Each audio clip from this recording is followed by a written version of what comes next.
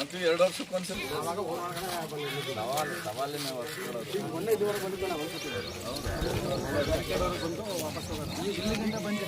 ಈಗ ಅಪಾಯದ ಹಂತಕ್ಕೆ ಹೋದಾಗ ನೋಡ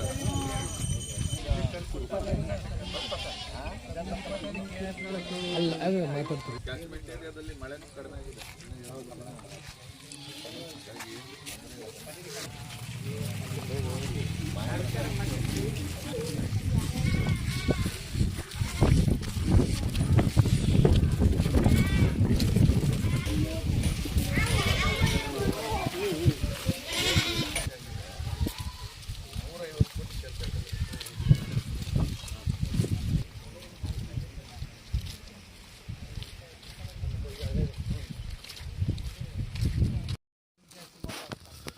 ಮುಳ್ಳೂರು ಗ್ರಾಮದಲ್ಲಿ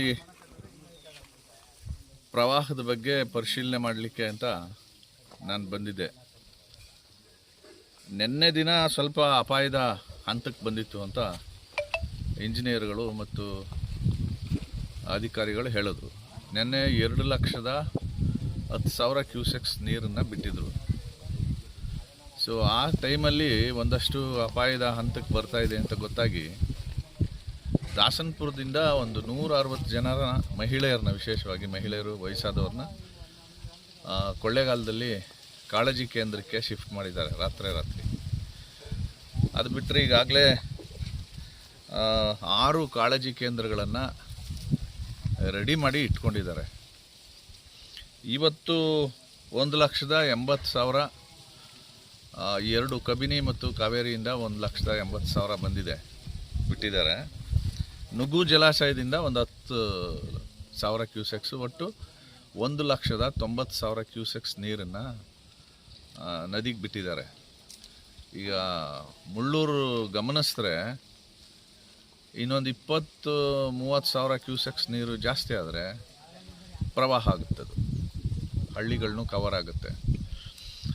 ಸೊ ಈಗ ಹಳೆಯಂಪಪುರ, ದಾಸನಪುರ, ಹಳೆಹಣಗಳ್ಳಿ ಮತ್ತು ಹರಳೆ ಇಷ್ಟು ಗ್ರಾಮಗಳಿಗೆ ಭೇಟಿ ನೀಡ್ತಾ ಇದ್ದೀನಿ. ಅಲ್ಲಿನ ಪ್ರವಾಹ ಪರಿಸ್ಥಿತಿ ಏನು ಅನ್ನೋದನ್ನು ಅಧ್ಯಯನ ಮಾಡಿ ಸಂಬಂಧಪಟ್ಟ ಅಧಿಕಾರಿಗಳಿಗೆ ಮಾಹಿತಿ ಕೊಡೋದಿದೆ. ಈ ಪ್ರವಾಹಕ್ಕೆ ಶಾಶ್ವತ ಪರಿಹಾರ ಕಂಡುಕೋಬೇಕು ಅಂತ ನಾನು ಶಾಸಕನಾಗಿದ್ದಾಗ 55 ಕೋಟಿ ತಡೆಗೋಡೆ ಕಟ್ಟಲಿಕ್ಕೆ, ಇಲ್ಲಿಂದ ಮುಳ್ಳೂರಿಂದ ಹರಳೆವರೆಗೆ 8 ಕಿಲೋಮೀಟರ್ ತಡೆಗೋಡೆ ಕಟ್ಟಿ ರೈತರ ಜಮೀನು ರಕ್ಷಣೆ ಆಗಬೇಕು ಮತ್ತು ರೈತರಿಗೆ ಮನೆಗೆ ನೀರು ಬರಬಾರ್ದು ಅಂತ ಹೇಳಿ ಪ್ಲಾನ್ ಮಾಡಿದ್ವಿ. ಆದರೆ ಆ ಸರಿ ನಮಗೆ ತುಂಬ ಕಡಿಮೆ ಅನುದಾನ, 1 ಕೋಟಿ ಅನುದಾನ ಕೊಟ್ಟರು. ಮುಳ್ಳೂರಲ್ಲಿ ನಾಯಕರ ಬೀದಿಗೆ ಬತ್ತಿದಂಥ ನೀರು ನಿಂತಿದೆ, ತಡೆಗೋಡೆ ಕಟ್ಟಿದ್ದೀವಿ. ಇದು ಕಂಟಿನ್ಯೂ ಆಗಬೇಕು. ಈಗಿರೋ ಕಾಂಗ್ರೆಸ್ ಸರ್ಕಾರ ಅಧಿಕಾರಿಗಳು ಹೇಳೋ ಪ್ರಕಾರ 150 ಕೋಟಿ ಪ್ರಪೋಸಲ್ ಹೋಗಿದೆ ಅಂತ ಹೇಳಿದ್ದಾರೆ. ಅದನ್ನು ಜಿಲ್ಲಾ ಉಸ್ತುವಾರಿ ಸಚಿವರು ಮತ್ತು ಶಾಸಕರು ಹೋಗಿ ವಿಧಾನಸೌಧದಲ್ಲಿ ಸೆಕ್ರೆಟರಿಯೇಟಲ್ಲಿ ಮಾತಾಡಿ ಇದರ ಎಮರ್ಜೆನ್ಸಿ ಏನಿದೆ ಅನ್ನೋದನ್ನು ಹೇಳಿ ಸ್ಯಾಂಕ್ಷನ್ ಮಾಡಿಸಿ ಶಾಶ್ವತ ಪರಿಹಾರ ಒಂದು ಕಂಡಿಡ್ಕೊಂಡ್ರೆ ಒಳ್ಳೆಯದು ಅಂತ ಅನಿಸುತ್ತೆ. ಅಧಿಕಾರಿಗಳು ಭಾಳ ಎಚ್ಚರಿಕೆಯಿಂದ ಕೆಲಸ ಮಾಡಬೇಕು ಅಂತ ನಾನು ಅವ್ರಿಗೆ ಹೇಳಿದ್ದೀನಿ. ಮುಳ್ಳೂರಲ್ಲಿ ಏನಾದರೂ ಪ್ರವಾಹ ಜಾಸ್ತಿ ಆದರೆ ಮುಳ್ಳೂರವ್ರನ್ನ ಕಾಳಜಿ ಕೇಂದ್ರ ಕೊಳ್ಳೇಗಾಲಕ್ಕೆ ಶಿಫ್ಟ್ ಮಾಡಿದ್ರೆ ಯಾರೂ ಬರಲ್ಲ. ಇಲ್ಲೇ ನಮ್ಮ ಶಾಲೆ ಇದೆ, ಶಾಲೆಯಲ್ಲಿ ಕಾಳಜಿ ಕೇಂದ್ರ ಮಾಡೋದು ಸೂಕ್ತ ಅನ್ನೋದು ನನ್ನ ಅಭಿಪ್ರಾಯ. ಯಾಕೆಂದರೆ ನಾನು ಶಾಸಕನಾಗಿದ್ದಾಗ ಇಲ್ಲೇ ಕಾಳಜಿ ಕೇಂದ್ರವನ್ನು ಪ್ರಾರಂಭ ಮಾಡಿದ್ವಿ. ಆ ಥರ ಮುಳ್ಳೂರವ್ರನ್ನ ಮಾತ್ರ ಇಲ್ಲೇ ಮಾಡಿ, ಇನ್ನು ಉಳಿದವರು ಕೊಳ್ಳೇಗಾಲದ ಸಮಾಜ ಕಲ್ಯಾಣ ಇಲಾಖೆ, ಬುಡಕಟ್ಟು ಕಲ್ಯಾಣ ಇಲಾಖೆ, ಹಿಂದುಳಿದ ವರ್ಗಗಳ ಇಲಾಖೆ, ವಿದ್ಯಾರ್ಥಿ ನಿಲಯಗಳಲ್ಲಿ ಅವ್ರಿಗೆ ಆಶ್ರಯ ಕೊಡೋದು ಸರಿ ಅಂತ ಅನಿಸುತ್ತೆ ನನಗೆ.